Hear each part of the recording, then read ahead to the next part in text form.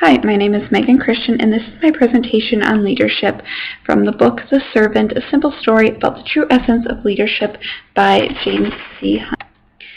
So what I'll be talking about today, my presentation is Power versus Authority, which is from Chapter 1, Paradigms, which is from Chapter 2, and Nurturing a Relationship, which is from Chapter 5. So first, talking about power versus authority. According to the book, the definition of power is the ability to force or coerce someone to do your will, even if they would choose not to, because of your position or your might. Also, according to the book, authority is the skill of getting people to willingly do your will because of your personal influence.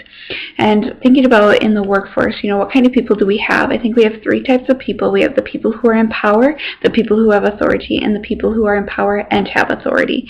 So the people in power, I think of the people who you're kind of scared to go to. You're not entirely sure what's going to happen if there's something that goes on, maybe a negative consequence.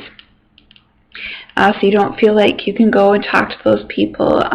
You also feel scared that if you don't do something that they ask of you, that something bad will happen. And those are the people who, are your supervisors, your bosses, or the leaders. Then you have the people who have authority. So those are people who can be friends, co-workers, kind of anybody that you feel confident and comfortable around, that you can go to them if something were to arise in the workplace, and you're actually willing to do things when they actually ask you to do them. Then you have the people who are in power, like your leaders, your supervisors, and your bosses, and they have authority, which I think is huge. I don't think that you see this very often in leaders like your supervisors and bosses, but I think this is the best for the workplace because, they are your supervisors and your bosses, and you should feel like you can go to them with anything if a situation were to arise, and you should feel comfortable around them and not necessarily scared.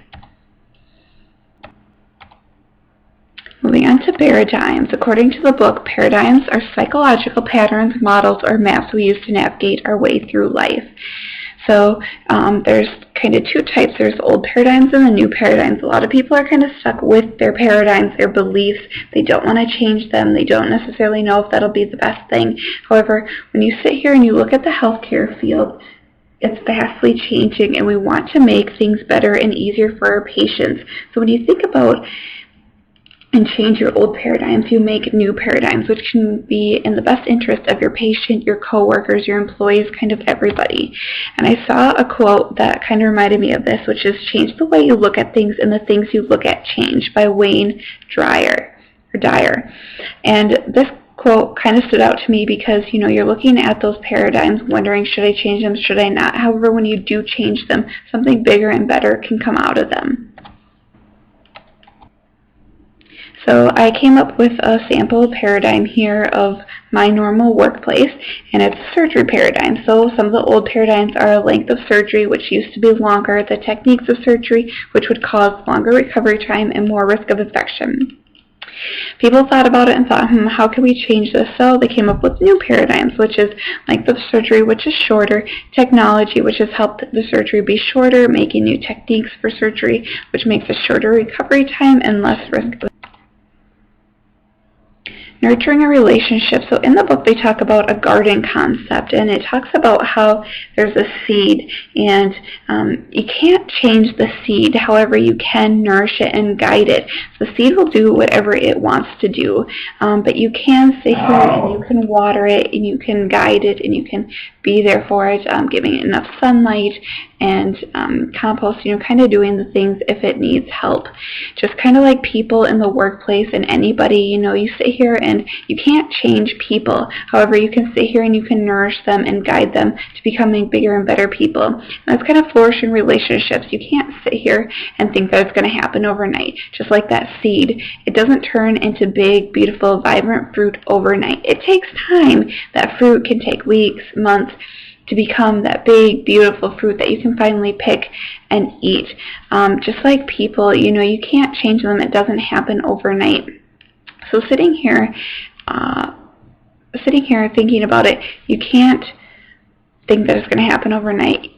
It can take weeks, months, years for that person to kind of change and become a bigger and better person, but you can be there for that person that whole time and nourish them and guide them. as much as they need. And a quote that I kind of found was, incredible change happens in your life when you decide to take control of what you do have power over instead of craving control over what you don't. And that's by Steve Maraboli. So I like this quote because what it talks about is it talks about those seeds or those people. You don't have control over them. However, you do have control over how you approach them and how you deal with them. So it's just the same thing. You can sit here and you can nourish them and guide them into becoming bigger and better people, but you cannot change them on your own. So in conclusion, there's power and authority, which I think is the best for the workplace, because you have those leaders who sit here and you can go to with anything if a situation were to arise within the workplace, and you know that not necessarily a negative consequence will come out of that, or feel like you're scared. And old and new paradigms, looking at those old paradigms becoming new paradigms, thinking what you can change to make the lives of your patients and employees better. And flourishing relationships. Remember, you can't change people, but you can help them change and become a better person by nourishing them and guiding them for as long as it takes to become that bigger and better person.